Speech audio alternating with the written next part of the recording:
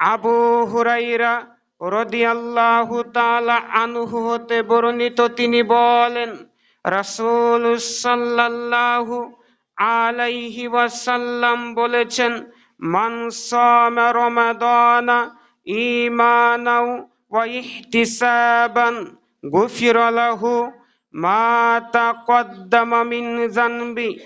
আল্লাহর নবী বলেন, যে ব্যক্তি ঈমানের সাথে নেকির আশায়, বলেন তো কিসের আশায়?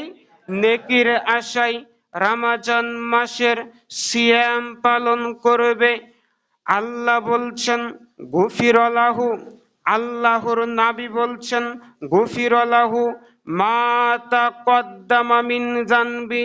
আল্লাহ সুবহানাহু ওয়া তাআলা তার অতীতের যত গুনাহ আছে, অতীতের যত পাপ আছে, আল্লাহ সুবহানাহু ওয়া তাআলা ক্ষমা করে দিবেন।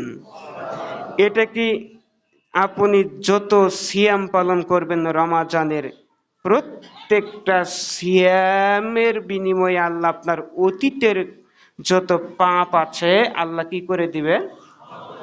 ক্ষমা করে দিবেন।